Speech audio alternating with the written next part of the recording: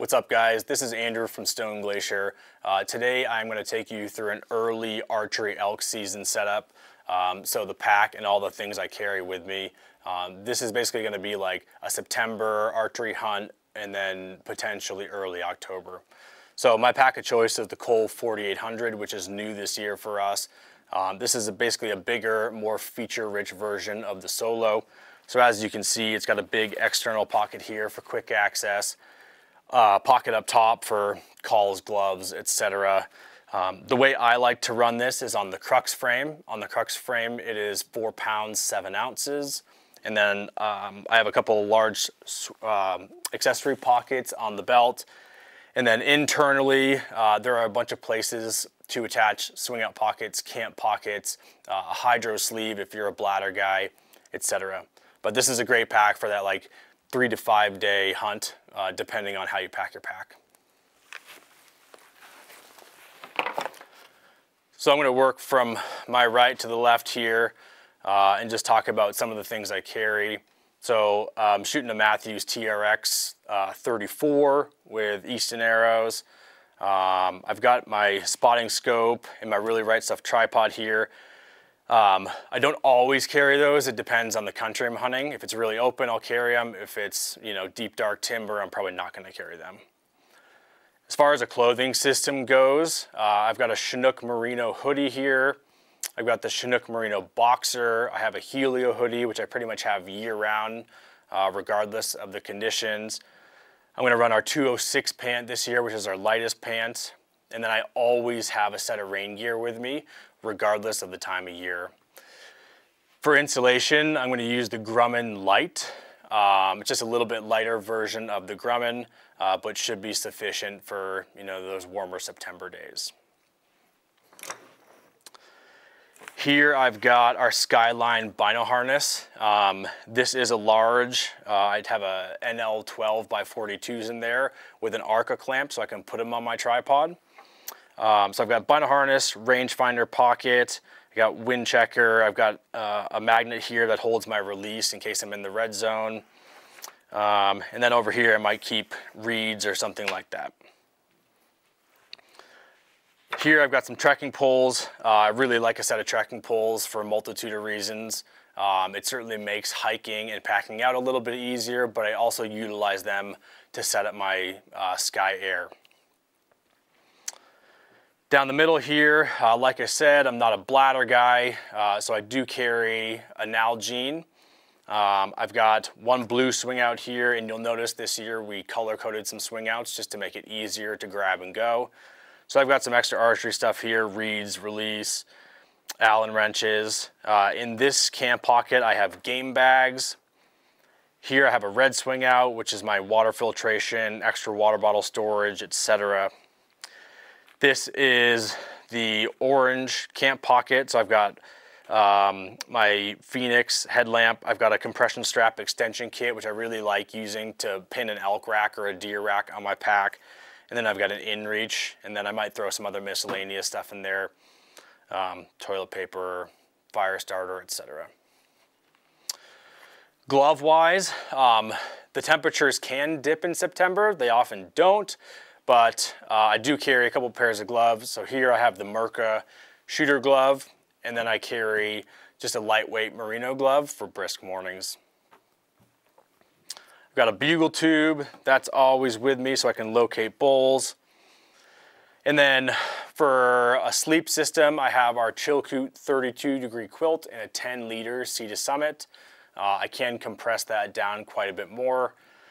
I've got a Thermarest Neo Air and then the Stone Glacier Sky Air. So I have the Sky Air, I have the mesh insert, and I have the vestibule. So it covers a wide range of conditions. I've got the MSR reactor and then just a small can of fuel, which is perfect for 3, 4, 5 days.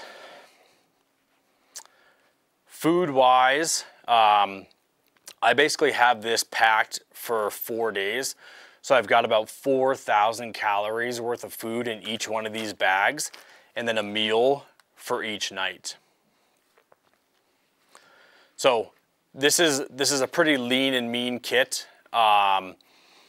I really like this setup. It keeps my pack weight really low. It keeps my volume very low. You know, most of this stuff I'm going to be wearing, and then the rest of this stuff is going to pack in here really nicely, which I'll demonstrate for you momentarily. Okay, so I have omitted all the clothing that I'm going to be wearing, and I'm going to show you how I would pack my pack for success. So the first thing I'm going to do is take my food, right? It's always pretty heavy. I'm going to put it right against my back. Right, I don't need to get to that. I also will not need to get to my camp. So I generally will pack this stuff in the bottom. So sleeping bag, tent, and then my sleeping pad. Right? And then I'm gonna pack all my meals. I'm just gonna kind of stuff them in the bottom, wherever they'll go. These are very light, so I don't mind them being on the outside of my bag.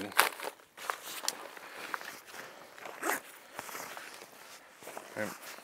So I'm not going to need my insulation on my hike in, so that can go down in the bottom. Rain gear is going to go in. It's still going to be handy if I utilize the full length of the zipper, but hopefully I don't need it.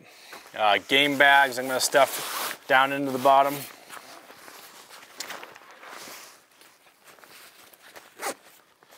Stove, it's gonna go in there. Gas, water, and that's pretty much all I'm gonna put in there, except my spotter, which is gonna go in the spotting scope pocket on the side here.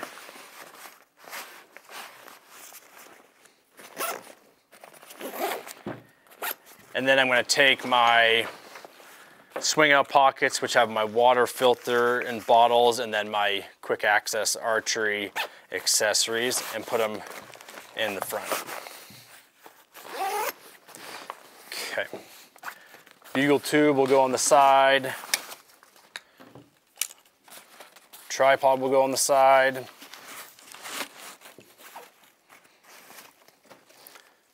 And then we'll just web it all in and compress the pack.